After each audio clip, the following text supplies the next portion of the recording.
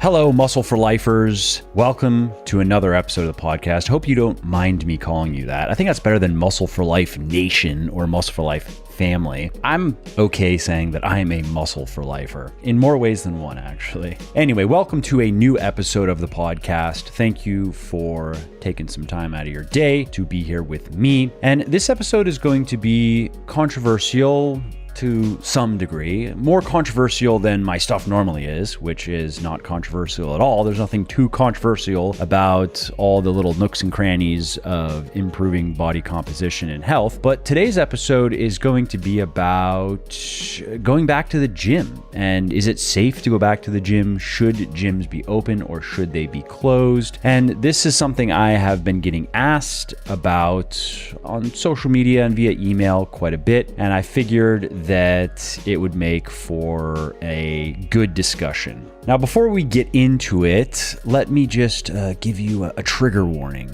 Because if you are the type of person who believes more or less everything the mainstream media tells you, and especially if you believe more or less everything the anti-Trump mainstream media tells you, and that's not to say that you should believe everything the pro-Trump mainstream media tells you. There's not much. I mean, what is there? I don't know, Fox and OANN. Mainly everything else is anti-Trump. But if you're the type of person who believes your mainstream news source is mostly telling the truth, is mostly just reporting the facts to the best of their ability, and is not distorting anything for political reasons. And if you think that only the other side does that your side is mostly honest and is mostly occupying the moral high ground, you might not like this episode because it is going to question some of the assumptions that the media has been forcing down our throats for months now. And just to preempt some of the emails I can already see myself receiving, before you come back to me saying that I should just stay in my lane, let me then ask you, are you a moral philosopher? What gives you the right or the privilege to judge my actions as right or wrong? You don't have a degree in philosophy? Well, maybe you should just stay in your lane then. And for anyone who wants to hit me with some credentialism and say that I shouldn't be recording a podcast like this because I am not an epidemiologist or a virologist, I say, yes, you're right. I'm not a scientist. I don't play one on the internet, but that doesn't mean I'm wrong. It doesn't mean that I can't understand research and ask questions. So if you are going to criticize anything that I say in this podcast, please just be specific as to what you disagree with and share any sources you have backing up your counter argument to anything that I say, and I will be glad to check it out. I'm interested in discussion. I'm not interested in propaganda. And lastly, let's address one other attack I can already foresee, and that is that I'm recording this episode because I want gyms to open because that would make me more money. The more people who are working out, the more people who are buying books about working out and buying supplements. And that's probably true. I probably would be making more money if gyms were open. But surprisingly, and knock on wood, I don't have wood around me, knock on plastic, my businesses have been fine. Legion is doing just fine. Amazon sales were down for a little bit, about a month or so. They were down a little bit. Not enough to cause major problems, just enough to be kind of annoying. And website sales haven't really been impacted at all by the whole situation. Maybe I haven't seen as much growth as I would have seen if there was no COVID-19, but given the circumstances, I have no complaints. I'm very thankful actually to all of the people, all of you out there who have continued to support me via books and supplements. Those are the only ways I really make money. Oh, there's also my VIP coaching, but that's under the banner of Legion. So basically I have my books and I have Legion. That's it. That's how I make money. And so again, if you have bought a book or bought a supplement or simply simply told someone about my books or my supplements or just my podcast or articles, if you've brought anyone into my orbit, into my ecosystem, or given me any money for anything over the last several months, I really am appreciative. Thank you very much for your support. And to prove it in the form of actions and not just words, I have a lot of new stuff coming. I have, of course, new podcasts, and I have new articles, and I have new books that are on the way. I have new products for Legion. Anyway, in true Mike Matthews fashion, that was a tangent that turned into something that has nothing to do with today's episode. But I do want to wrap up that digression by again saying thank you so much if you have supported me in any way over the last several months. It really does mean a lot to me, and I have a lot more goodies on the way for you. So with all of that behind us, let's get to the meat and potatoes, shall we? Is it safe to go to the gym? Should gyms be opening right now? Also, if you like what I'm doing here on the podcast and elsewhere, definitely check out my health and fitness books, including the #1 best-selling weightlifting books for men and women in the world, Bigger, Leaner, Stronger, and Thinner, Leaner, Stronger, as well as the leading flexible dieting cookbook, The Shredded Chef. Now, these books have sold well over 1 million copies and have helped thousands of people build their best body ever, and you can find them on all major online retailers like Audible, Amazon, iTunes, Kobo, and Google Play, as well as in select Barnes & Noble stores. And I should also mention that you can get any of the audiobooks 100% free when you sign up for an Audible account. And this is a great way to make those pockets of downtime like commuting, meal prepping, and cleaning more interesting, entertaining, and productive. And so if you want to take Audible up on this offer, and if you want to get one of my audiobooks for free, just go to www.buylegion, that's B-U-Y, legion.com/audible, and sign up for your account. So again, if you appreciate my work, and if you want to see more of it, and if you want to learn time-proven and evidence-based strategies for losing fat, building muscle, and getting healthy, and strategies that work for anyone and everyone, regardless of age or circumstances, please do consider picking up one of my best-selling books, Bigger, Leaner, Stronger for men, Thinner, Leaner, Stronger for women, and The Shredded Chef for my favorite fitness-friendly recipes.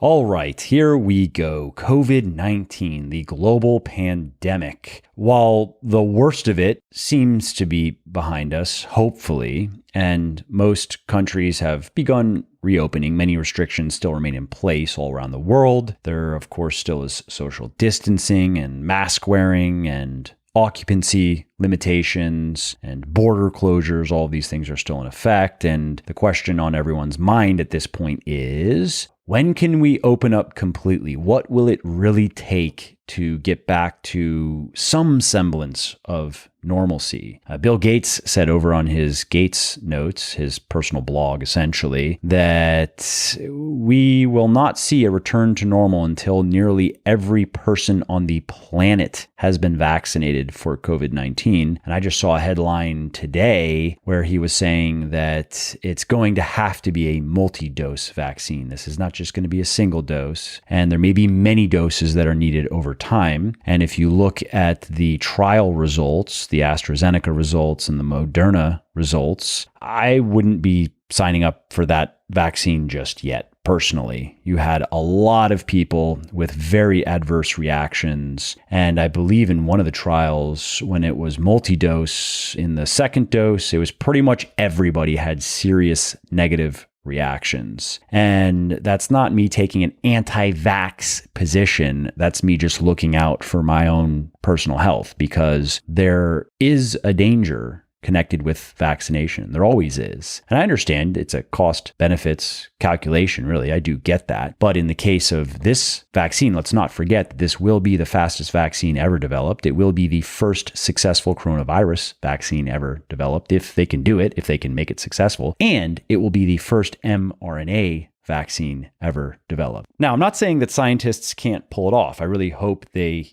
can, but I'm skeptical. And I'm not the only one. I listened to an interview with a guy named Paul Offit, for example, who is a professor, who is someone who has developed several vaccines, and he was expressing the same concerns. This is a very mainstream credentialed guy who was saying he just couldn't see how it's possible to create a safe vaccine for this virus in the 18 months that we were hearing at the time of the interview. And there are people out there like the team from Oxford. They came out around the same time, maybe a little bit before or after, and they were saying 6 months. And I saw a headline a couple of weeks ago where they doubled down on that. And they were saying that by the end of the year, they may have a vaccine for this thing ready. Anyway, we will see where this whole vaccine situation goes, and fingers and toes crossed that it goes well, that scientists can figure it out and they can somehow develop a very effective and very safe vaccine that can be rolled out widely, and that will just put an end to the whole ordeal. I am totally fine with that happening. Until then, though, we have to deal with reality as it is and not as we wish it were, right? And that means lockdowns and social distancing and masking and so forth. Now, the original goal of all of this, probably remember, was to flatten the curve, right? To prevent hospitals from becoming overwhelmed by a torrent of COVID-19 cases. And that threat never even began to materialize in many places of the country. For example, New York City was hit hard, one of the hardest hit areas in the entire United States. And there, hospitals reached about 85% capacity, and intensive care units hit about 90% capacity during the worst phase of the first wave, which was high, yes, but not overflowing like the computer models were predicting, even with the lockdown measures in place. Again, remember, the purpose of the lockdown was to take us from what we were being told was going to be a collapse of our healthcare system because of the surge of patients to something that is chaotic and is grim, but is manageable. And in many places of the country, the numbers that were predicted with the lockdown and that were used to help sell the whole idea of locking down didn't even nearly come to pass. So take Virginia, for example, where back in April, about 75% of the ventilators in the state in which I live were unused, and nearly 6,000 hospital beds were unused or empty, and that number is likely much lower now. So in Virginia here, instead of increasing demand for doctors, the pandemic plus the lockdown resulted in thousands of healthcare workers being laid off due to a reduction in non-COVID-19 related visits without enough COVID-19 patients to make up for the lost revenue. What's more, the CDC reports that people exhibiting flu or COVID-19-like symptoms made up about 7% of total hospitalizations in March, and now it's under 2%. So my point is, the curve was flattened. I think we accomplished the objective. We may have over-accomplished it. We may have taken harsher measures than we needed to accomplish it, but we did accomplish that. Now, though, it appears the goalposts are moving because the target was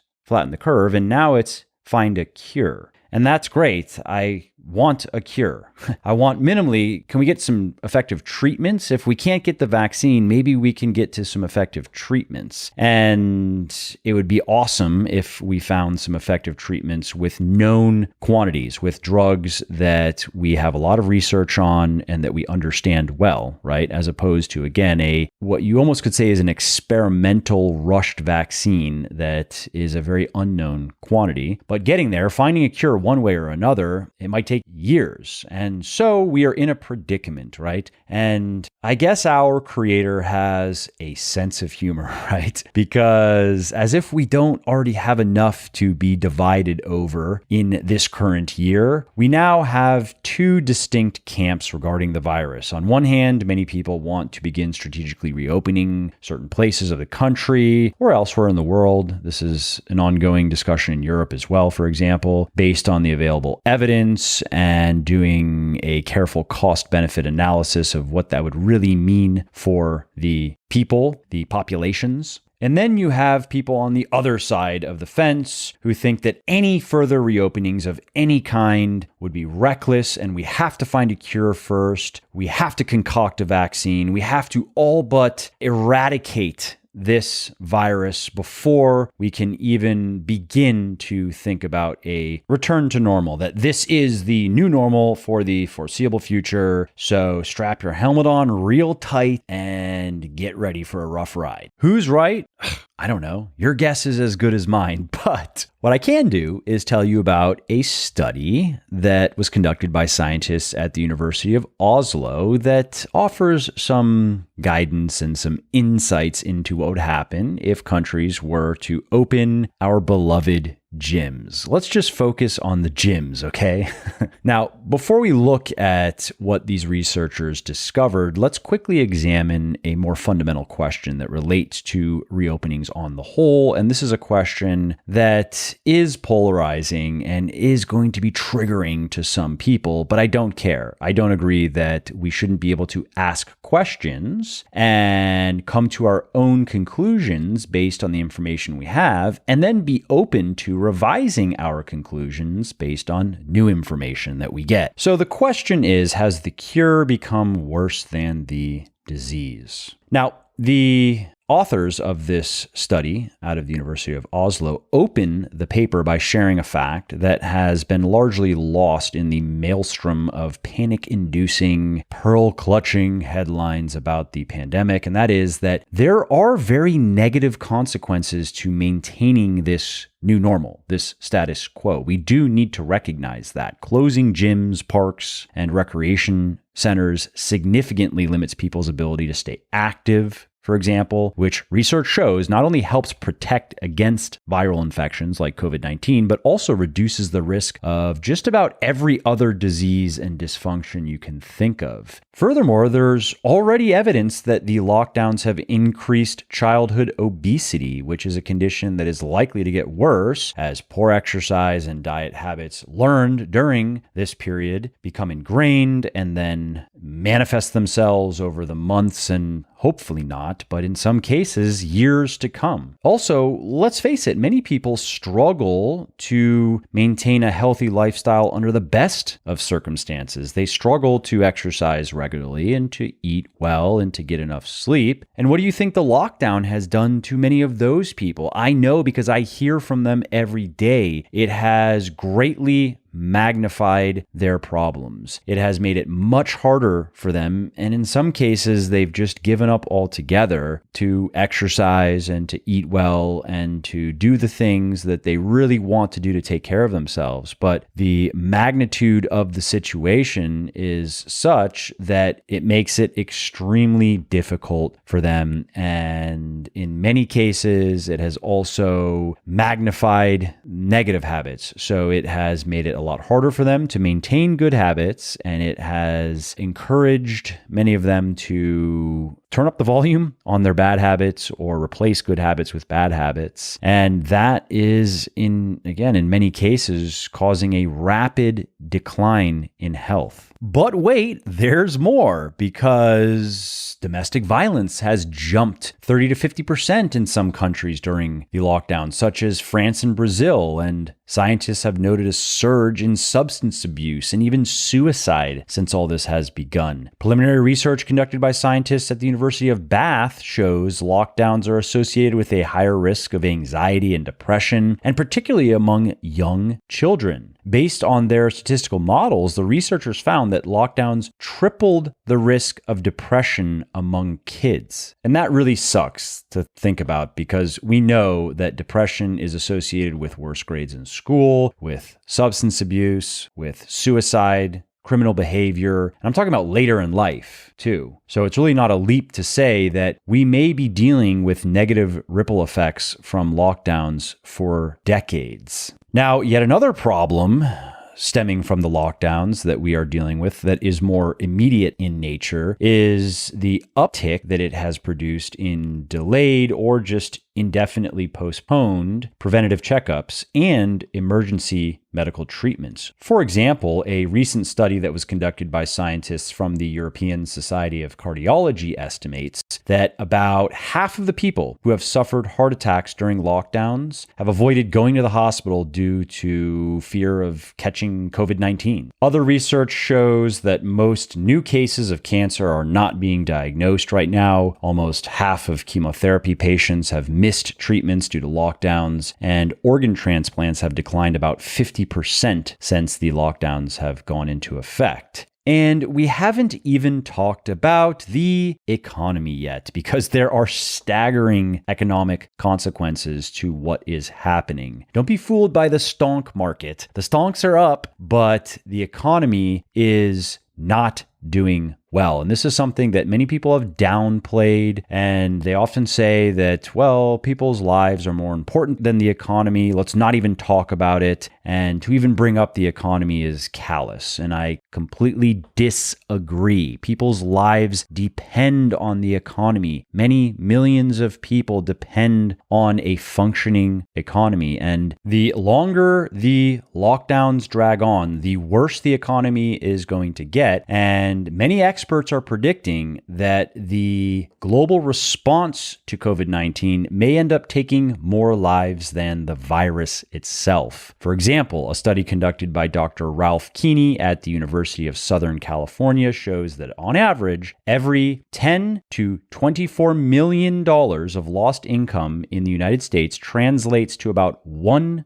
additional death. Now, we don't know how much income has been lost so far due to the lockdowns, but the Bureau of Labor Statistics estimates that over 30 million people were unemployed during the worst of the pandemic. And many people are going to struggle to find work again, as payrolls have been slashed in many companies to defray costs, and in some cases have evaporated altogether. Many businesses are gone for good. And just to zoom out for a second and put the global economic impact into perspective, experts at the University of Cambridge have estimated that the lockdowns are going to cost the world economy between $30 and $80 trillion with a T. And that could mean many, many thousands of additional deaths. So I do think it's fair to ask the question, has the cure become worse than the disease, or is it soon going to be worse than the disease? So at this point, more or less everyone agrees that steps should be taken to protect the people who are most vulnerable. We definitely do not want the elderly or the infirm to be around this virus, but should the rest of us be able to live more freely? Or should we all be under the same restrictions? And that brings me back to this Oslo study that I mentioned earlier, where researchers wanted to learn whether reopening gyms, just gyms, would increase the risk of catching or spreading the virus. So what did the researchers do in this study? What they did is they recruited 3,928 men and women aged 18 to 64 in the city of Oslo, Norway, who used to go to the gym before the lockdown went into effect on March 12th of this year. And then the researchers split these people evenly into two groups. So you had a gym group, and these are people who could go back to the gym and just work out as they normally would. And then you had the lockdown group, and these are people who stayed home and just went about their new normal routines at home. So for 2 weeks, the gym group was given access to 5 gyms in Oslo, and the lockdown group, they stayed home, and participants in both groups were tested for COVID-19 before and after the study, which began the last week of May and lasted until about the second week of June. Now, the participants were also instructed on how to take self-administered COVID-19 tests, and if they weren't comfortable doing that, then the researchers tested them. Now, to avoid putting vulnerable people at risk, what the scientists did is they only recruited people who are considered to have a very low risk of developing COVID-19 symptoms. We have enough data on the disease now to understand that someone like me, I'm 36 years old, I have no health conditions, and I'm very healthy, exercise regularly, have a strong immune system. I have a very low risk of landing in the hospital or dying from the disease. So low that it is essentially irrelevant to me personally. I wouldn't want to spread the virus around and give it to others, but I could care less at this point personally based on the data. And so back to the study, the participants, of course, they could still get the virus. It's not that they are immune to it. They could get it, but the chances of them, again, developing life-threatening symptoms or any at all were very low. The 5 gyms that were involved in the study were only open to the study participants, and they implemented strict hygiene procedures such as avoiding handshakes and bodily contact and social distancing while weightlifting, 6 feet when lifting and about 12 feet when doing high-intensity cardio or fitness classes because of the heavy breathing. And the gyms also disinfected all equipment after each use. And it's also worth noting that the participants were not required to wear masks at the gym. And some of them may have worn masks anyway, but I would say it's unlikely in that they were not told to wear masks. And if anyone listening has tried to work out with a mask, you know how uncomfortable it is to do that while you're training. All right, so that's the design of the study. Now, what happened? Well, although the researchers recruited almost 4,000 people, only about 3,000 actually took the tests and stayed on board until the end. And that's totally normal. In pretty much every study, you're going to have a certain percentage of participants are going to drop out. And especially when you have a lot of participants. I mean, if it's a very small study with 5, maybe you can get all 5 to finish the way you want. But when you have thousands, you're not going to get 100% compliance. It's just not going to happen. Anyway, based on the average infection rate among the population of Oslo, what the researchers predicted is that about 1% of the participants would contract COVID-19, so about 30 people. That's what they were expecting to see. The actual number was 1 person. 1 person tested positive for COVID-19 in the gym group, and no one, 0, tested positive in the lockdown group. So that's an infection rate of 0.033%. What's more, the 1 person who did test positive in the gym group, they actually didn't get it from the gym. In fact, the guy, he didn't even go to the gym until the day he was tested for COVID-19. It turns out he was in contact with 2 colleagues at work who had the virus, and that's where he probably picked it up. He had it when he reported to go to the gym, and he also didn't experience any symptoms, by the way. He didn't even know that he had it. So just to be clear here, nobody in the gym group got the disease by going to the gym. There was 1 person who got it, and they suspect he got it from coworkers because he arrived to his first workout, to his first gym visit, he arrived positive. And just in case you're wondering, the scientists, they wanted to ensure that they identified any potential source of infection. So they also tested 90% of the staff working at the gyms during the study, and none of them tested positive either. Finally, the researchers also looked at data from COVID-19 tests on Oslo residents who were not involved in the study during that same period of time. And in the first week of testing, 1.1% of these people tested positive, and in the second week, 3.6% tested positive. So what that means is not only did nobody get the disease from going to the gym, the risk of infection was significantly lower in the people going to the gym than it was for just the average population of Oslo. As the researchers concluded, when gym goers were provided good hygiene and social distancing measures, there was no increased COVID-19 spread at training facilities. Remember too that none of these people were required to wear masks. So it's hard to argue that wearing a mask in the gym is extremely important. I mean, it's hard to argue that it's extremely important at all. And if you don't believe me, head over to the New England Journal of Medicine and check out an article that was published on May 21st this year, of course, called Universal Masking in Hospitals in the COVID-19 Era. And you can read a short, easy to understand perspective piece from a team of Harvard researchers. And here, I'll just quote from it real quick. We know that wearing a mask outside healthcare facilities offers little, if any protection from infection. Public health authorities define a significant exposure to COVID-19 as face-to-face contact within 6 feet with a patient with symptomatic COVID-19 that is sustained for at least a few minutes, and some say more than 10 minutes or even 30 minutes. The chance of catching COVID-19 from a passing interaction in a public space is therefore minimal. In many cases, the desire for widespread masking is a reflexive reaction to anxiety over the pandemic. So anyway, I recommend you just read the article for yourself, as well as their follow-up, because they received a lot of criticism for this, and they responded to that criticism, explaining their position, really just kind of reiterating what was in the original piece, because they are not against wearing masks. They're not saying that nobody should wear masks. They were simply summarizing the current weight of the evidence regarding the effectiveness of masking. And in case you're wondering, I have no problem wearing a mask if I go out. Again, I'm not concerned about catching the virus myself. Of course, I wouldn't want to give it to others. And even if I understand that a mask isn't likely to make much of a difference in terms of giving it to others, if all it does is give people some peace of mind, I'll wear a mask for that reason alone, because a lot of people have a lot of shit to deal with right now, and I don't want to make someone's day even a little bit worse because I'm not wearing a mask and because the TV told them that if someone's not wearing a mask, they are a grandma killer and science denier who should be ashamed. They should be ashamed to show their arrogant, bare, and almost certainly white face in public. And so while I understand all of that is nonsense, I still care enough about the well-being of others to wear the mask. It's not that big of a deal. Now, if we fast forward to a year from now and we're still being told to wear masks everywhere we go, you, dear listener, who may not agree with a lot of what I've been saying on this podcast, we may find common ground in not wanting to wear masks anymore. But as of right now, whatever, it's not that big of a deal.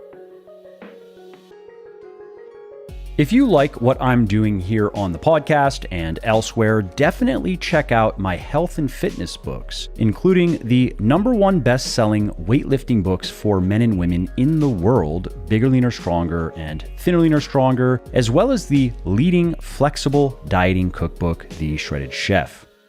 All right, let's get back on topic here. The gym. Is it safe? What does this Oslo study mean for you? Well, based on this preliminary study, and it is just one study, it's fair to say that your risk of getting COVID-19 from going to the gym is probably low. There is no evidence to the contrary, and this was a well-designed study that was well executed, and the findings were very clear. What's more, if you are in good shape, which many of you are, your risk of getting COVID-19 already is very low. I mean, it's minimal. And even if you do get it, chances are, the data shows that your risk of experiencing any symptoms whatsoever, much less dying, is so low that it's virtually nil. For example, research conducted at the Scripps Research Translational Institute shows that about 40 to 45% of people who catch COVID-19 experience no symptoms. And that percentage is probably even higher among healthy, fit people, because that study was not conducted with just healthy, fit people. And what type of people go to the gym a lot? Well, we have a lot of healthy, fit people in gyms. I mean, even if you just look at the general population, including the people who are overweight and who smoke and drink too much alcohol or have other health problems, people under the age of 65 have about the same risk of dying from COVID-19 as they do from driving 10 to 80 miles per day. And yes, I have looked at the actuarial data. That is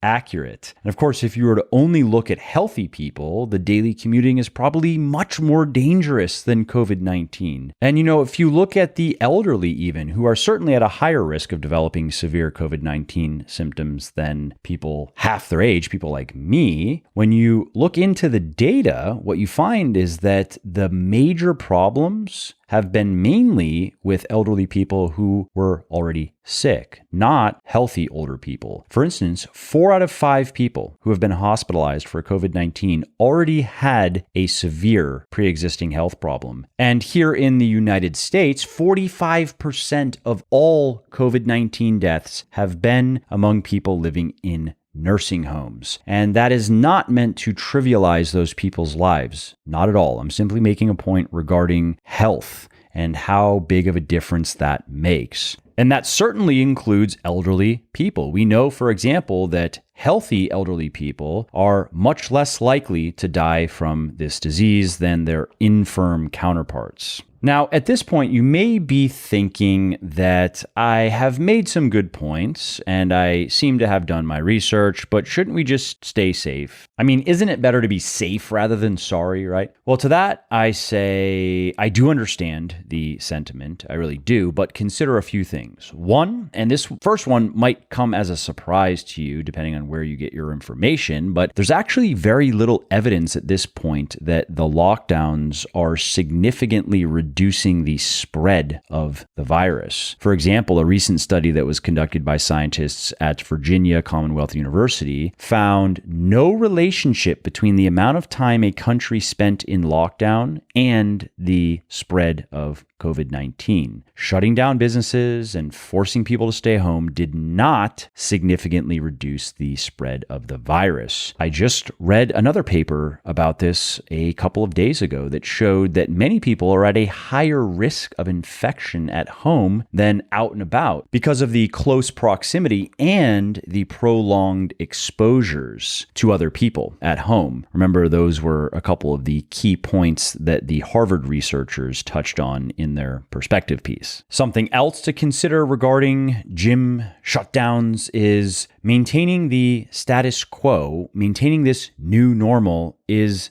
not very safe or healthy for all of the reasons that I've been talking about. The psychological and medical and economic costs of what we're going through right now are astronomically high, and they have already likely resulted in thousands of additional deaths. Third, as the study on the Oslo gym goers shows us, that reopening gyms is probably not going to increase the spread of the virus if the same simple protocols are used. Now, if your gym did not have people stay away from each other, or if the people just refused to stay away from each other, and if they were not willing to clean their equipment a few times per day and really just take basic precautions, okay, that could be a problem. But methinks that there would be about 0 gym owners out there who would push back against those guidelines. They would gladly follow them to a T if they could open their doors and operate their businesses. And then, of course, you have to take into account the many proven benefits of exercise and how getting a lot of people exercising would almost certainly be a net gain for them individually and for us collectively as a society. Now, of course, you don't have to be in a gym to exercise. And I know, again, firsthand from hearing from many people over the last several months, they are figuring out ways to work out, and many of them are getting outside more than ever before, and that's very healthy as well. So we don't need gyms to be open to work out. I've been working out at home since the beginning of the lockdown here in Virginia. There are gyms open, but I'm sticking with my home workouts for now because they're just so convenient. It's 6:34 right now. I'm wrapping up this podcast, and then I'll head upstairs and I'll put some food on the stove, and then I'm going to go do my workout and then eat after. No driving, no lost time to socializing, which I enjoy while I'm there doing it. But I also have a lot of work right now. I have a lot of projects on my plate, and every hour counts. So before I sign off, I want to preemptively address criticism that is out there regarding this study and regarding some of the things that I've told you, because as you can imagine, when this paper was published, it did not take long for people to pile on and poke holes in it and downplay its findings and magnify its limitations. and basically say, this study doesn't mean anything. It's maybe not fake news, but it's misleading and we should just ignore it. For example, in one article that was highly critical of the study, the author quoted several statisticians and doctors and other experts who did raise some valid concerns about the results of the study, and those concerns have been repeated elsewhere. Now, of course, the author of this critical article chose not to quote any of the study authors or others who might have different opinions and who might be able to even answer some of the questions raised. No. You cherry pick experts and then you share their opinion. Of course, that's journalism. You didn't know that. Anyway, the main criticisms of the study are that you can't generalize the results to other groups of people. And some people, including several of those quoted in this article, have claimed that because all of the participants were former gym goers, that means they were probably healthier than the average person, and therefore we can't apply the results to those other groups of people. And there's some truth to that. That's not entirely untrue. I mean, that was kind of the point of the study, to see how risky it would be for people to go back to the gym. Those of us who were into it, we want to go back to it. And that's something that many media outlets have made out to be an exceptionally dangerous endeavor, that you are taking your health into your hands if you were to go back to the gym. And yeah, no, not really. Because again, this study, they didn't just find that it wasn't dangerous for healthy people to go back to the gym. It showed that their risk of spreading the disease to others was essentially zero. And keep in mind that the study authors were not saying that they believed that everyone should just go to gyms now or that all businesses should reopen. They were very specific with their study design and with their conclusion. And while this is only one study, yes, that's true, that doesn't mean it is invalid or wrong. It just means that we now have some evidence that indicates that it is probably safe to go back to the gym. And that's the key word, to go back to the gym. And ironically, one of the doctors quoted in this critical article actually said as much. She said that the people who are most likely to go back to the gym are probably at a much lower risk of getting COVID-19 than the average person, which then, of course, kind of contradicts the article and supports the study. Another criticism leveled at this study and at anyone using it to indicate that maybe it is safe for many of us to go back to the gym is that the overall rate of COVID-19 in Norway is fairly low compared to most other countries, so we just can't apply any results seen there to other places. And again, there is some truth here because Norway does have a relatively low rate of COVID-19 transmission, but it doesn't change the fact that this study suggests that reopening gyms will not raise the rate of transmission. See, that's the key. That's great for them. They've had a low rate, but what the authors of this paper wanted to investigate is, would opening gyms make things worse for them? So if reopening gyms really did pose the risk to society that some people would have you believe, you would expect gym goers to at least have an equal or a higher risk of catching and spreading the disease than just the general public, right? Well, as you know, in this study, the opposite was true. The people who went back to the gym were just as safe as those who stayed home. The authors of the study also pointed out that several U.S. states, including Maine, New Jersey, and Massachusetts, had similar low rates of COVID-19 infections as Oslo did during that study period. So it actually is reasonable to expect similar results from reopening gyms in at least similar places, right? Now, one valid criticism of not the study per se, but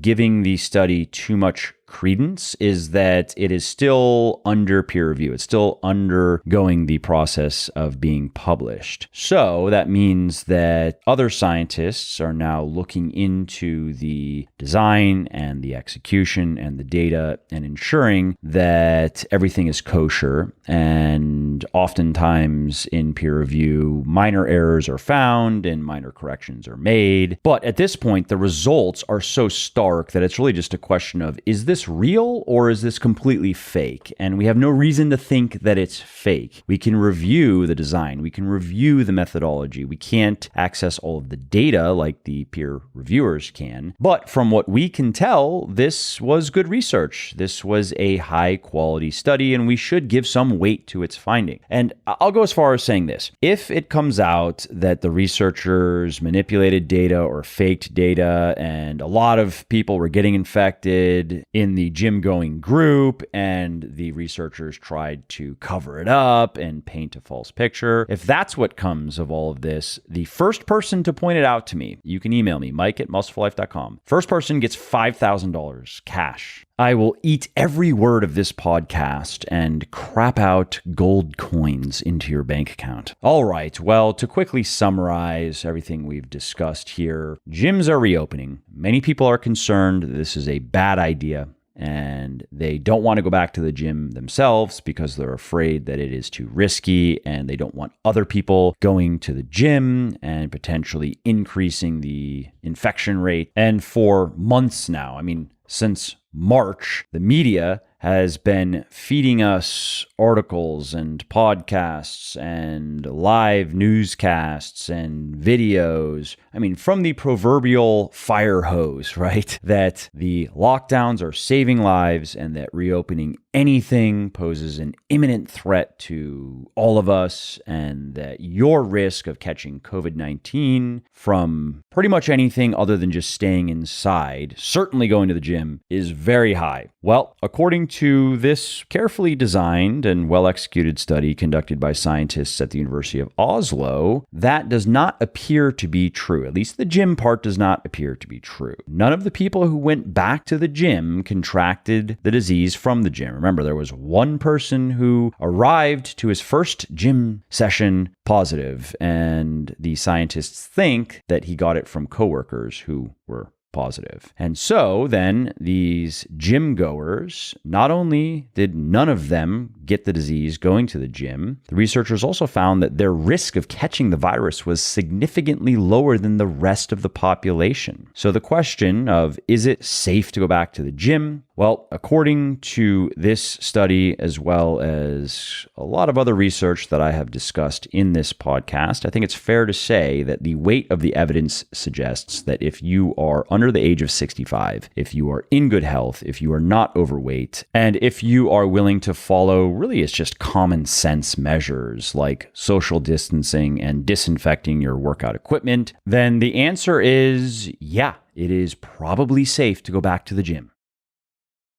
All right, well, that's it for this episode. I hope you enjoyed it and found it interesting and helpful. And if you did, and you don't mind doing me a favor, please do leave a quick review on iTunes or wherever you're listening to me from, in whichever app you're listening to me in, because that not only convinces people that they should check out the show, it also increases search visibility, and thus it helps more people find their way to me and learn how to get fitter, leaner, stronger, healthier, and happier as well. And of course, if you want to be notified when the next episode goes live, then simply subscribe to the podcast and you won't miss out on any new stuff. And if you didn't like something about the show, please do shoot me an email at mike@muscleforlife.com, just muscle, F-O-R, life.com, and share your thoughts on how I can do this better. I read everything myself, and I'm always looking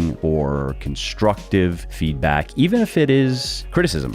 I'm open to it. And of course, you can email me if you have positive feedback as well, or if you have questions really relating to anything that you think I could help you with, definitely send me an email. That is the best way to get a hold of me, mike@muscleforlife.com. And that's it. Thanks again for listening to this episode, and I hope to hear from you soon.